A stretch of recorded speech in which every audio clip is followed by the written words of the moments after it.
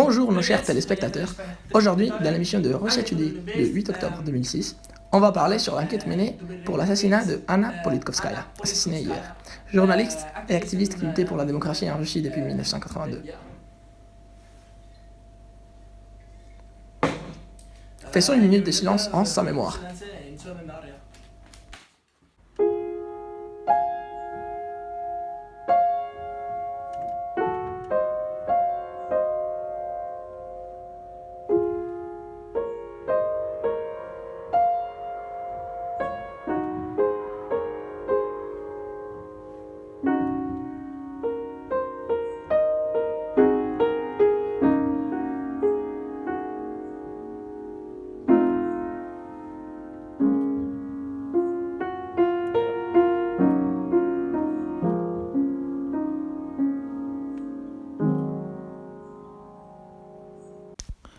Nous savons très bien que la Russie, bien qu'elle soit considérée une république fédérale d'après le gouvernement russe, elle est décrite par certains professionnels en géopolitique comme un régime autoritaire.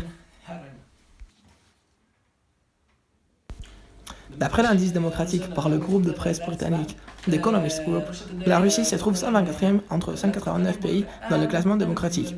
On voit donc que la démocratie russe est de plus en plus fragile ces dernières années. Je vous laisse maintenant avec l'économiste José Tornel. Alors comme vous pouvez le voir, je vous ai fait un graphique pour représenter la situation. Le PIB de la Russie en 2021 est de 1876 milliards. Donc en 2021, je l'ai déjà dit. Et il est 2 fois moins élevé que celui de la France, qui est 2 fois plus élevé que celui de la Russie. Alors, le PIB par personne en Russie est égal à 12 173 euros. En France, il est égal à 48 000 euros. Ce qui fait qu'un Français gagne 4 fois plus qu'un Russe. Encore. Nordstank! Alors, l'IDH de la Russie nous indique que le développement humain reste faible par rapport aux autres puissances mondiales qui sont aux alentours de 0,900 comme on peut le voir avec la France qui est de 0,901 alors que celui de la Russie reste un peu plus faible aux alentours de 0,824 et qui est aussi classé 52e sur 189 dans le classement d'IDH dans le monde.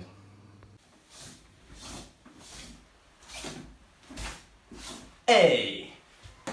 En Russie, il y a 53,4 millions d'habitants et son IPH, c'est-à-dire indice de pauvreté humain, est de 13,1%.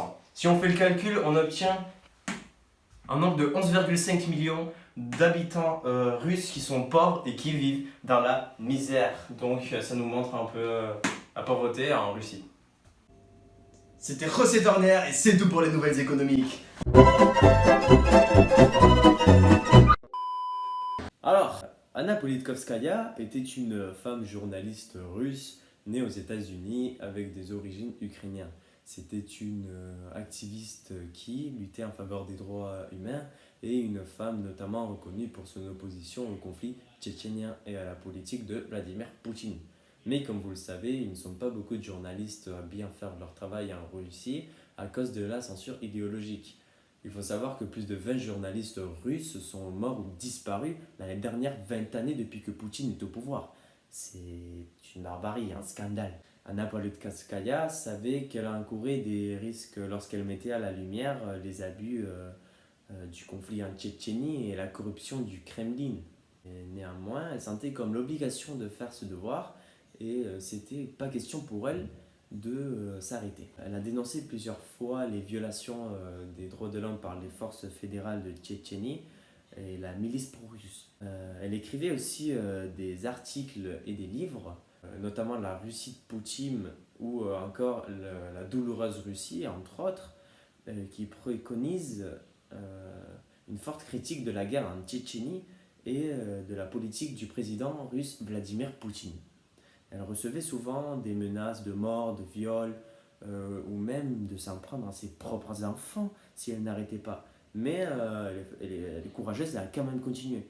Elle participait notamment souvent dans les négociations de la prise d'otages dans le conflit de Tchétchénie.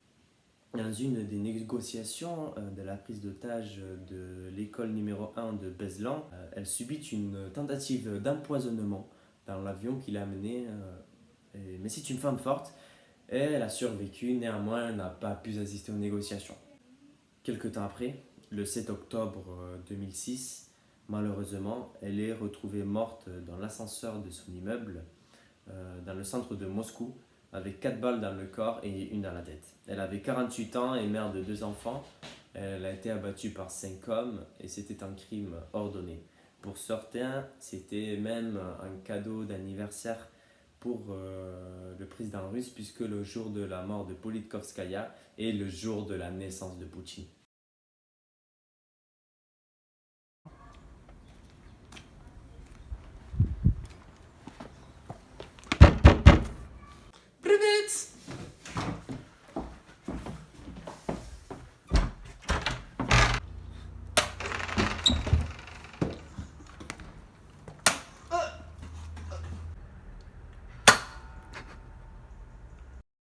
La personne chargée de faire les recherches sur ce crime d'Anna, c'était Alexandre Litvinenko, un ex-espion russe. Mais il fut aussi retrouvé mort par empoisonnement après avoir essayé de retrouver le coupable et même d'avoir emprisonné 5 des coupables qui ont commis ce crime. Mais la personne qui a ordonné l'exécution et qui était à la tête n'a pas encore été retrouvée ni découverte.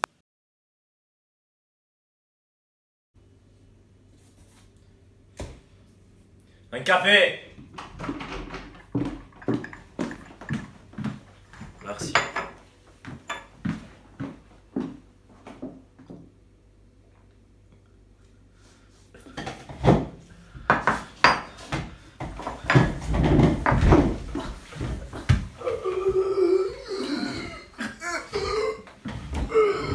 Two 2,000 years later. Comme vous pouvez voir, la situation démocratique en Russie est très instable. Et sans des personnes comme Anna, qui luttait pour nous et nos principes, le futur est très incertain. Et merci beaucoup de nous avoir accompagnés dans ce reportage et bonne soirée.